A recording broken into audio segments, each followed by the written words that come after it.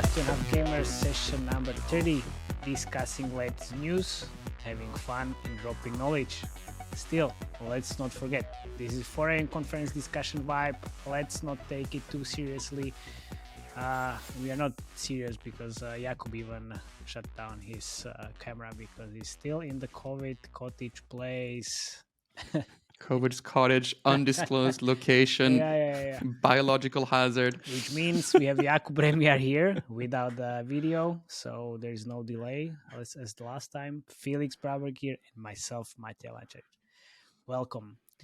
How are you? You know, Matej, I got a couple of messages saying Remo looked so good without his glasses last week because that was the first time we actually recorded when he was not wearing any glasses. No, well, really? I didn't even realize. Yes, because they were right next to me. Forgot about them. There you go. I'm just more vain. I'm just more vain than you, man. That's why. I didn't even realize. Okay, well, now I can. You know what I will do?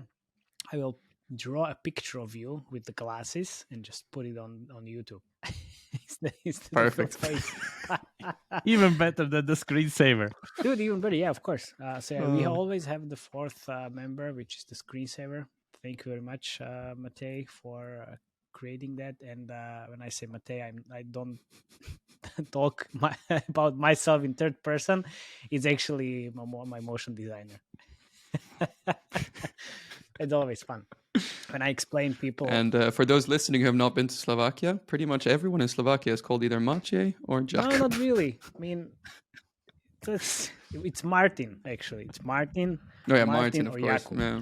And then we have, I think, like 3 Matejs in the gaming industry in Slovakia. One is me, and the other one is my motion designer. And the other Matej is also motion designer, but and I think a 3D artist as well.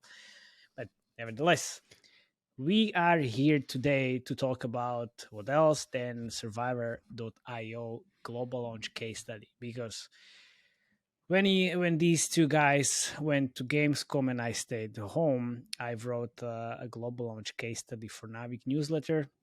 And then published it on my website as well. And well, I'm pretty surprised about how great it's been doing. So I figured that we could actually talk about this on the pod from the UA point of view, Admonetisation point of view, and the game design as well. Because, well, I expect this game to be making like 500k a day on ads, which already Felix told me it's bullshit. Oh man, I've been wanting to say how wrong you are since I read that blog. You're so wrong. But we'll get there. We'll get there. So let's not talk about any news. It's been an interesting week, obviously, with all the Snapchat layoffs and whatnot. But let's not go there. Let's start with the Survivor.io. But if you want to share how was your week before we do that, please do so. My week was actually pretty busy, to be honest. But busy is good. Busy is good. Week from hell. Let's just get started. Okay. My week is great. You know, the COVID cottage is working perfectly and everything is, nice and shiny here. You have like mushrooms growing, and I'm going to probably go mushroom hunting right after the podcast. Really? I hope you can get some fun ones. Yeah. Although I'm not sure if you're going to eat those, but it's fine. Yeah, it's fine. So also, guys, thank you very much for sending me all the feedback. It's still like pretty positive, and you're also subscribing on the YouTube channel and Spotify and Apple. So please keep doing that. We really appreciate it. All right. Let's start with the Survivor.io, and also thank you very much for highlighting that I'm really speaking not as loud as I should, so I will try to be loud as fuck this time. Okay, so what's Survivor.io? It's an action adventure game which was developed by Hobby, and this is developer behind the great mobile game hit called Archero. They released Punball, they released Kinja Run, and Survivor.io requires you to take the mantle of a hero out to save the city from a zombie apocalypse. So you are the only of the few survivors left in the city. It's up to you to save the humanity. So this is simple yet unique game, which is minimalistic 2D graphics. It's really immersive gameplay experience. I love it personally. We yesterday talked about it with one of our friends. He said he's not a very big fan of it. I'm not sure how is it even possible, because this is super addictive. It is super addictive. You have to deal with large hordes of zombies. They're always trying to outnumber you, surround you, and kill you. There is the levels are based on time. So every 5 minutes you are seeing a boss that is again trying to kill you. And unfortunately, you can level up yourself and choose different skills, which helps you obviously to progress through the game. So have you played it as me, or what do you think about the game, guys? Love it. It's so much fun. It's so addictive. As soon as you said we were going to be doing this analysis, I started like playing it and played it quite a lot. And I've been playing at least 2 or 3 rounds a day, easily. Jakub, you were saying? Yeah, I would say it's definitely an upgraded version of Archero, and you can see it in the design itself that what they did is that they took out the blank spots, or pretty much the slowed spots from Archero, where you were running around the corridors, exiting a room, going into another room, or having that skill automat pretty much plays in your face. So they pretty much cut all of these kind of slow, not that full of action parts, and just slash it into this kind of a much more action-packed game where it's pretty much the same, I would say. You don't have corridors, you have this kind of endless space, bosses still spawn, and monsters are still getting harder and harder as you progress, so that the formula stays the same. Also, this kind of a roguelite automat of you choosing between 3 skills that you need to kind of start following in some kind of a pattern to build a build as you progress. So that's all pretty much the same, but it's much more faster. And I would say it's showing on the engagement, definitely, that we can see even from the data that Survivors is making more money on IAPs than Archero was making during the global launch. Yeah, that's an interesting improvement on the things. So yesterday, our friend Neil from mobilegamer.biz took this case study and added some interesting numbers on top of it, and it's he's saying that this game is already making like 1 million a day. When I was writing this case study, it was like 500K a day, so it's already double. And I don't even know like how it looks like from that perspective, but we'll get there, right? So how and what are they doing on the UA side of things? And from what I checked, this is actually an amazing combination of multiple things. So this is the minimalistic 2D graphics with the immersive gameplay with loads of hordes and zombies. So this, in my opinion, is a great way of seeing the results from the marketability tests, which obviously is the most crucial part, and we talked about it in one of our episodes before. And this allows you to gain like insights to to how well your mobile games creative concepts will perform during the UA.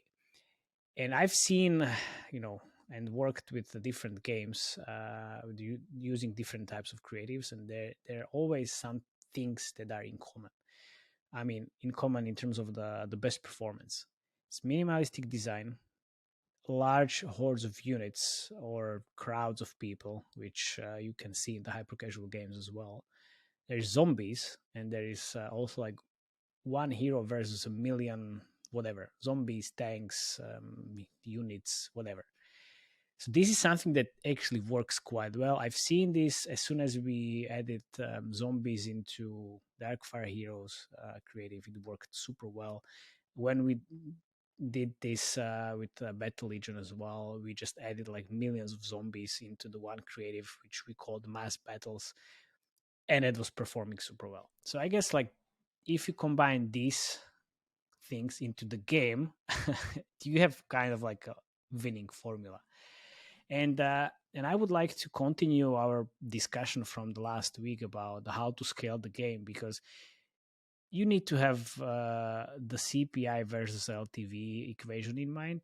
So let's talk about the CPI and the UA part of the equation, and I think Jakub will talk about the LTV part of the equation afterwards. So this game kind of scales in US, South Korea, Japan on iOS, and then US, Vietnam, and Brazil on Google Play. But they started ramping up this scale and growth of the game on like 9th of August, which went from 10K daily installs to 100K daily installs, and now it's around like 400 and even 600,000 installs per day, which is fucking crazy. This is amazing. This is really amazing.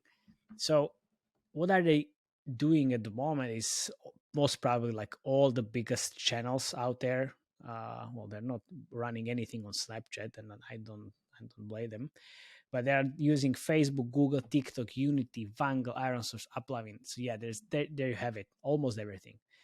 And if you would need to guess, what do you think would be the biggest channel if you didn't know the answer already, guys? So let me guess here, because it kind of matches who they advertise or like have their in-app games with, or monetize with. I think Google's the biggest, and TikTok, and then AppLovin, and then after that, Facebook. Yeah, Jakub, how about you? Any guess? And Felix is not that far away from the truth. My guess is if it's coming from China, look for the answer in China. Yeah, I know, right? So we still, even though we discussed this, this is all that we can see from the West. We don't see anything from China, and Hubby is a Chinese developer, which means, in my book, they are super big in China and they know how to do shit in China. So yeah, I would see easily like these numbers multiplied by at least like 5, maybe 10, but I'm maybe like too optimistic. But yeah, so it's not Google, which is the biggest channel. It's actually TikTok, then it's ironSource, and then it's Google. So it was a big surprise for me when I checked it, and when I actually checked it and then thought about it, then I said like, okay, this is actually not a surprise at all, because this game has everything it needs to have to succeed on TikTok. It's the minimalistic design, and there's like the monetization strategy, which I think it's more like skewed towards the in-app purchases, but also having loads of ads in the game and immersive gameplay. Oh, well, okay. Not loads of ads. Well, we can talk about it. Like yesterday, the guys said not also really like they don't see or didn't see the revival rewarded videos. I did. We'll talk about that later. Don't steal my talking points. Okay, sorry about that. So yeah, so I guess this game has everything it needs to succeed on TikTok. Let me say something here. Like, so if ironSource is that big, that answers one of my questions, because I was wondering if they're mediating with AppLovin, AdMob, or ironSource. But if they're one of the biggest UA partners, they're probably mediating with ironSource. Yeah, I would say so as well. And I shared the case study with our friends at ironSource to get some data from them. Let's see if they can share something from their book. But I'm not sure. But back to TikTok, I opened up TikTok, and the TikTok is just flooded with Survivor IO videos. Everybody's making those, having the headlines. They're like, oh, well, now I have the Gatling gun. I can kill everybody there. Like they're sharing the best builds for surviving the most. And even if you look at the TikTok creative gallery, out of 10 top performing ads, 3 in the last 7 days when I was writing this, 3 of them was just Survivor.io. They just they are doing so well, and they don't fuck around. because you just take whatever works the best everywhere, and don't listen to all these like well, I don't want to say fake, but all these like best practices that everybody says, you need to show real people in the TikTok messages, and you need to create TikToks, not ads. Well, fuck it. You just see here, it doesn't need any of the real people at all. You just, if you have the winning creative, it's gonna win everywhere, even on TikTok, even on Google, even on Facebook, and all the other UA channels, even ad networks. They just combine the hordes of zombies, and it looks really amazing when you are this like little guy surrounded by millions of zombies and trying to survive. They're using the meme headlines and the hyper casual creatives, and that's it. That's super easy. I mean, of course, they're trying to work on the creative side and use all these like motivations, like progressions and power and expertise, and they use all of these in the creatives. But they're not listening to any of the fake best practices out there. So there you go. I will pause here so you can also speak about this, and then I'm going to continue, because I already spoke a lot. I don't want to be Jakub. Yeah, I would say one really one really important fact that maybe people are kind of missing is that if you look at the account of Happy, you can see that Survivor.io was first time released on September 3rd, 2020. So it's pretty much been in soft launch for nearly pretty much tomorrow it will be exactly 2 years. So nice. Even Kinjaran and Pambol were released much later.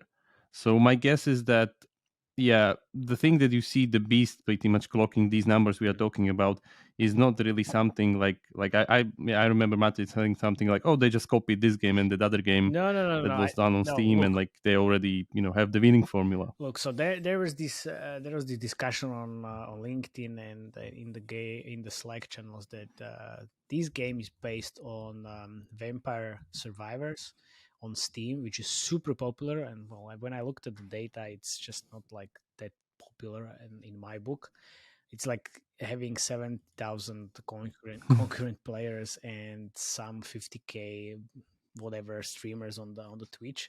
So if I compare that with like any other game, I think that, like, this is super small to have any impact on this.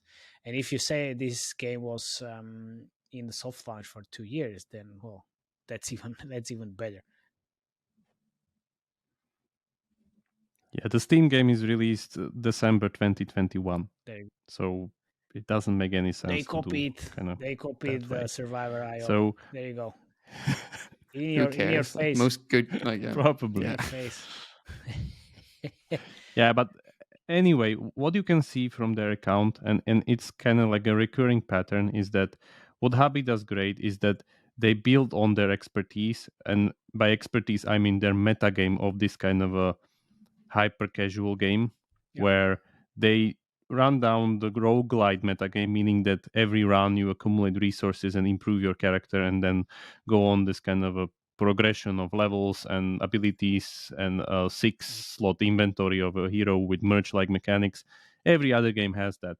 So what they're doing, they're just pretty much shifting the core gameplay and fine-tuning it to the best. And how I would guess it is that even the whole company operates on the premise that there are kind of multiple teams, because you don't really need that big of a team to kind of just iterate the core gameplay if you already have the meta game built in.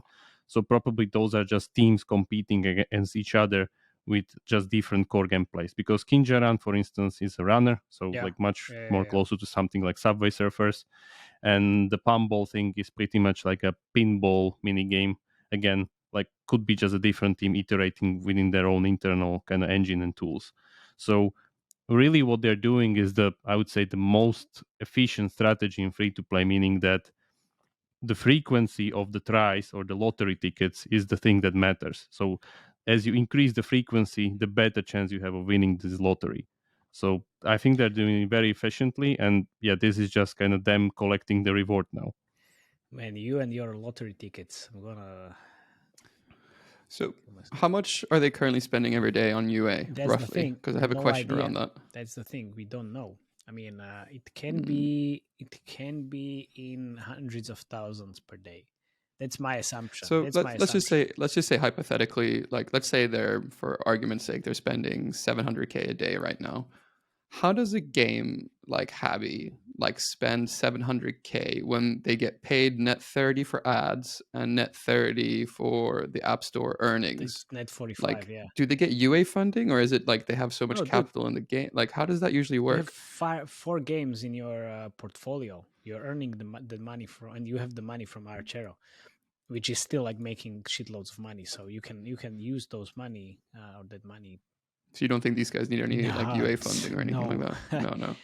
Also, and I don't think so. Look, so they're a Chinese company. Do you think Chinese companies take funding from any Western funding companies? I don't think so. No. Yeah, there you go.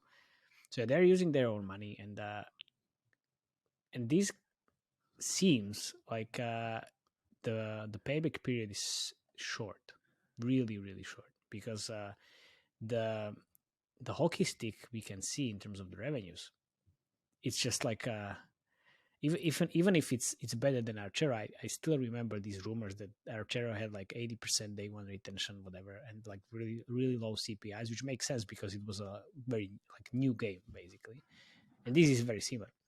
So I guess the CPI is super low. In that case, the LTV, if they're making $1 million a day and spending, even if they're spending 700,000, they're getting the money back very quickly. And I know in terms of the cash flow, it's not landing on their account, but they have the money. That's my assumption. Of course. Fair. Yeah. So yeah, let's speak about the Admon stuff, and I'm gonna then talk about the creatives and the UA channel mix. Obviously diversifying everything, but you can see like they're spending everywhere basically. So Matej, Admon, you're wrong. Go ahead and said it. You're wrong about your ad revenue prediction of 500K. Well, you can't say you don't know because you don't see the Chinese data, dude. I don't know. Okay, so basically, I was just about to say the one caveat here is that I don't have access to Chinese data, so I don't know, right? But I've played this game enough now, so it's very fun. It's for sure an IAP monster, but I don't think it's a very big ad monster, or at least, like as we said, outside of China. Okay. So why? You go. I only think the ad revenue is about 12% of the revenue when it was on 500K a day. So hear me out now. So I have racked up about 3 or 4 hours of game time now. And as good as the game is and novel, and it's definitely an evolution, like we said, on Archero, but it's missing some of Archero's key rewarded ad placements. So I managed the Admon for 2 Archero clones back in the day when I was working for a publisher. And the key rewarded placements for these games were the like reviving after watching an ad after you died, and the kind of mid-level upgrade your weapon or get another weapon choice. Basically, these 2 ad placements accounted for 80% of rewarded impressions. And Survivor.io is missing like both of these placements. You're wrong because I'm getting that ad placement almost every time I die. And that's what that's what I said yesterday to Jakub as well. Like, hey, I'm getting that placement. My ass was saved by that placement. Never gotten it. Because you're most probably at the beginning of the game still. I saw that placement on, I think, like 3rd or 4th chapter. So not from the beginning directly. There you go. So and I've seen it. I saved my ass for the boss. So I have my model here on estimates, so we can plug in like assuming that, because basically the 2 Archero clones with those placements averaged a 4.1 impressions per DAU with an ad viewer rate of 60%. So let's just keep that in the back of our heads as we move on. So far.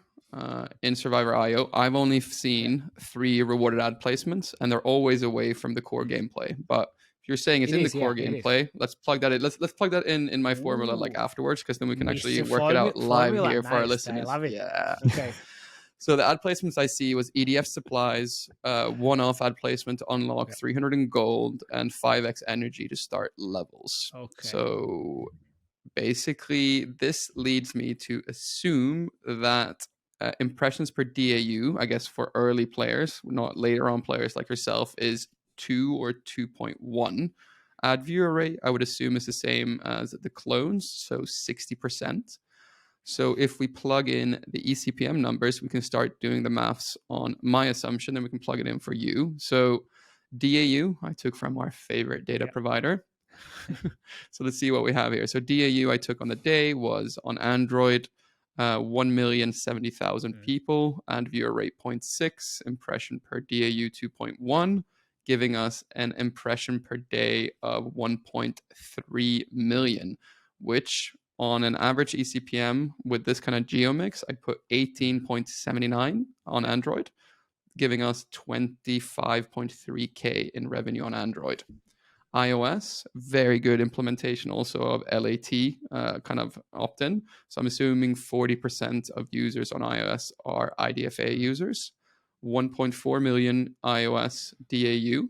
Same kind of ad metrics here, giving us, an eCPM, LAT I put $16 and IDFA 27, because that's what I saw average last week on similar type of things. So basically that would give us a total ad revenue of $61,896 a day, excluding China. So one thing I think here that they're kind of missing up on, like the ad SDKs they currently have integrated, there's 7 of them.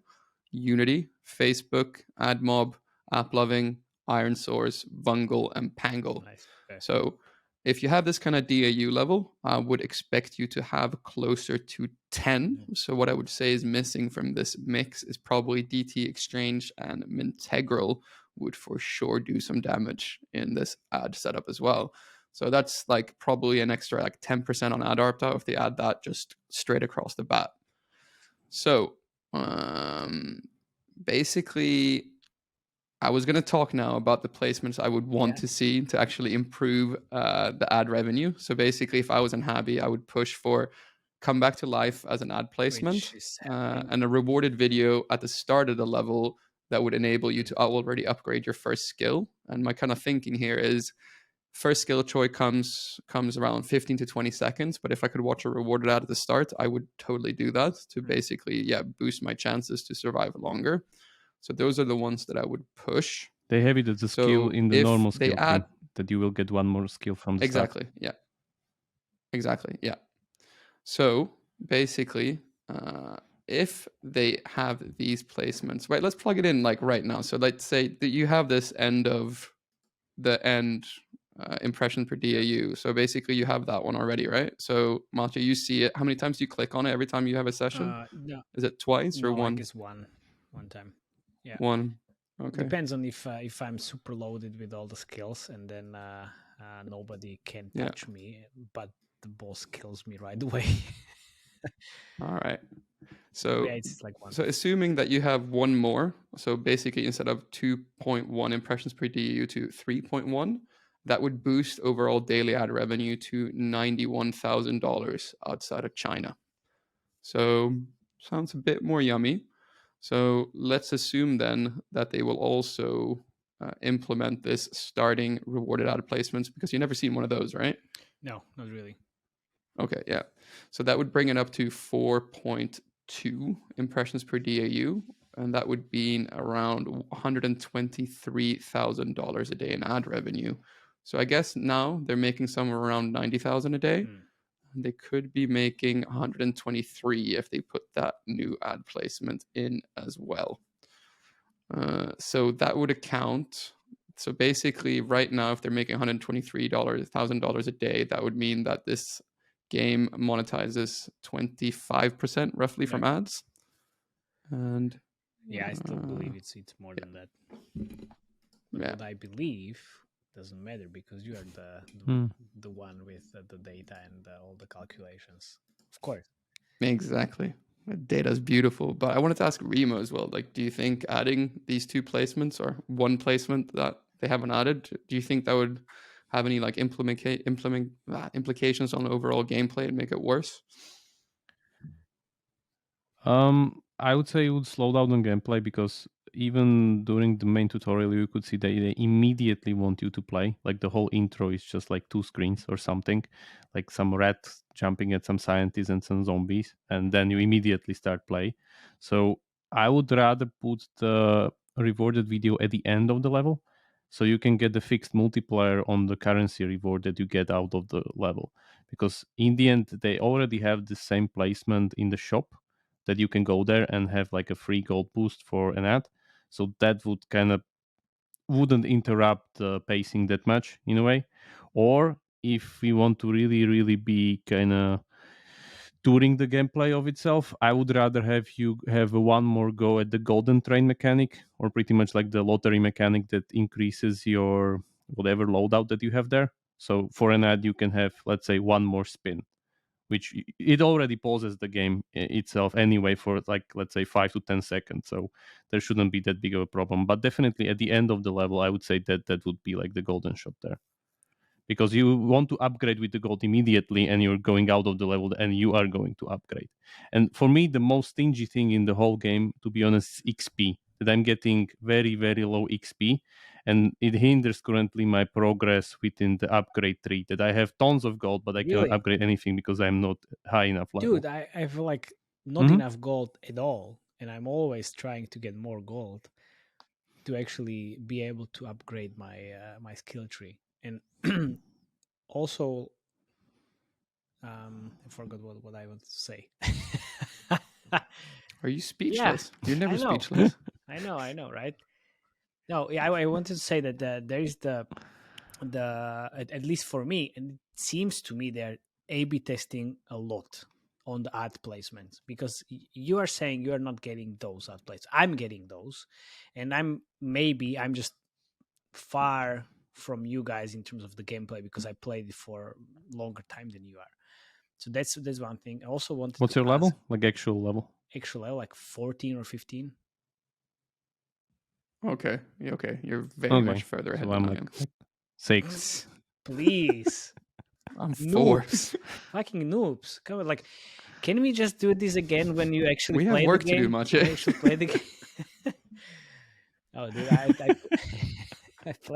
I played it for a lot, because I saw those ads on TikTok, because, well, we are on TikTok as well, 2.5 gamers, and we have the TikTok account now, and they're actually targeting me. And I also saw those ads on Facebook, and then on Instagram as well, and then in other games, which brings me back to like what kind of UA channels they're using, which is TikTok, Iron Source, which was a surprise. But then when I thought about it, it's not a big surprise, because Iron Source inventory has a lot of hyper casual games, and these games tries to look as hyper casual. So it's really also, they're probably mediating with Iron Source, so they can utilize the data. Like that probably makes me, they must be on Iron Source then. Otherwise, that would be Upload. Yeah, would that's be what I would one say, of the biggest ones. Yeah. And then the third place is Google, and also when I checked Unity on Sensor Tower, I said it. So when I checked it on Sensor Tower, I was seeing mostly on Unity, mostly Chinese creatives, which is kind of like interesting, because usually when you use Unity, you don't use Chinese creatives on different geos, and then I actually was targeted by creative which was Chinese on Facebook as well. I think they're using these worldwide campaigns with very different language settings. But yeah, okay. Well, if you are making 1 million a day, you can do whatever you want. But what I wanted to say, this is this game using all these channels is really amazing to see, how the UA landscape changed over the past couple of months and year. Because when we always talked about like what are you using in terms of the UA channel mix, it was always Facebook, maybe Google, then here and there some ad networks. Now this game utilizes like almost all the big channels out there. So this is very good UA playbook that I think a lot of other UA teams can learn from. And it's not always about Facebook and Google anymore. If you want to scale your game, you need to run a profitable campaigns on multiple UA sources and diversify as much as you can, or as much as your LTV allows you to do so, which we talked about last week in the scaling your game episode. So that's that. And in terms of the creatives, it's really interesting how. Matej, have they added any ASMR creatives? No. ASMR is my favorite. I only used it or talked about it a few episodes. I definitely talk more about the UA diversifying the UA channels more than ASMR creatives. But it looks like they use a lot of gameplay, but when you play the game, those creatives are actually fake. They created those creatives on the back end from their like level editor or whatever editor they use, because it's or maybe it's very progressed gameplay from like chapter 10 whatever, but it all comes back to really minimalistic design, simple gameplay variations. They're perfectly crafted by the developer. That's something that comes into my mind. They altered the gameplay to showcase huge amounts of zombies, use memes, headlines, and hyper casual creatives, and also they have fail scenarios, which means you play the game, you lose, you come back, upgrade. I saw like they just immediately showcased all the best possible skills and the items you can wear, then come back to the gameplay and actually win, plus the skills upgrade concepts. And that's it. It's super simple. I mean, it's simple as it sounds, but then it takes a lot of hard work to actually create those and produce those movies. Would you think it would work the same together if they would launch the game in 2020 when it was first put up on the stores in the before Corona time? If it would work, of course. I mean, what's the difference between 2020 and 2022? It's still. Oh well, okay. You're right. Most probably TikTok. Yeah, exactly. TikTok. Most probably, the channel mix would be different, which doesn't mean the game wouldn't fly, because even Archer was launched back then in the good old days, which is not that far away, and that game just fucked our minds. So it would be just a different UA mix, but it would still be pretty successful, because what happened in in between of 2020 and 2022, the player base just matured and moved from one channel to other channel, and that's it. Or from one platform, which is Facebook, to another platform, which is TikTok. Easy. I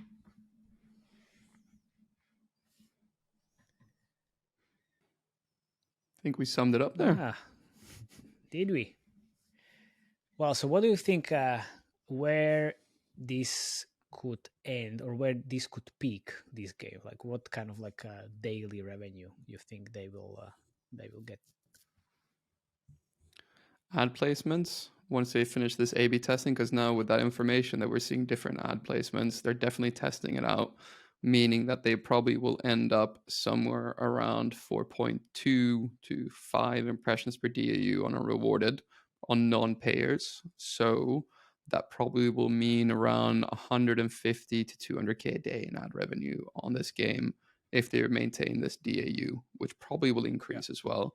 So I wouldn't be surprised if this could be one of these ones at its peak, making $250,000 a day in ad revenue. Now, IAP revenue, that's a bit out of my depth, so I'll pass the ball on to you guys for that one. What do you think, Jakub? Is this like 2, 3, I'm 5 also kind of million? very curious where where this will head regarding the design, because if you remember the original Archero, what they did there is they at some point started to add another hero, or let's say multitudes of heroes. But this is like one of the problems of their whole model that roguelite has, that you can only use one hero at a time, and that hero has 6 slots, which means your whole kind of a deck loadout is confined to that 6 slot inventory. So you can still add slot to that inventory, and I think they even added that the pets in Archero, don't know if they were there from the start or not, but they kind of started to increase the inventory slots. But in the end, then you were supposed to kind of have different heroes. So this game will probably suffer from the same problem, that your inventory is pretty much your LTV, and if you kind of want to upgrade something else on top of it, you need either switch a hero or some kind of different thing. But I would be really curious if they would have some kind of a really, really proper PvP based on the IO mechanic. If you would be able to actually play the IO arena PvP with your kind of survivor character, that would be really interesting. Okay. So how much do you think that could actually increase the LTV? I think it could increase a lot. Like, just, remember the good old times of the games like Whole IO or all these other kind of Agario and pretty much the hyper casual craze that was all based on this kind of a PvP, even though half of it or pretty much most of it were bots. But it was really, really engaging back then. So I still think it could kind of give them a lot, like LTV increase. But let's see. Because my guess is that it won't fly this way, and they will probably do the same thing as with Archero, that they don't want to increase the depth of the mechanics, rather than just itemization will take on more and more power as you grind through the levels, and they pretty much need to throw stronger enemies at you. Okay. Well, I'm pretty optimistic. I would say they can end up on like 2 or 3 million a day. Not sure what the China revenue will be, but let's say you're muted, Felix. But let's say it's gonna be like anything between 2 to 5 mil a day, and that's super optimistic. If we are seeing like now like 1 million 1 million a day. With China numbers, I don't know, but I'm still kind of skeptical if it can get higher than Archero, because it's already higher than Archero. Like, I've seen like 800k a day or something just in IAPs. So my guess is, if accounting ad revenue, it's like maybe they can go even to 1.5 altogether. But I wouldn't think so it can go that much higher, because the download seems to stabilize a little bit. So if there's not some kind of viral sensation or some kind of external factor hitting, I guess they're gonna hit the peak. And then if you look at the Archero profile, it's pretty much just downhill from this point on. Not that like the downhill is bad, like they're still making millions a month, of course, but it's not going to go up anymore. Okay. All right. Then I think with that in mind, thank you very much for listening.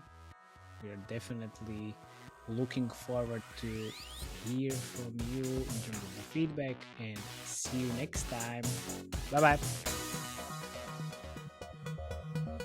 See ya.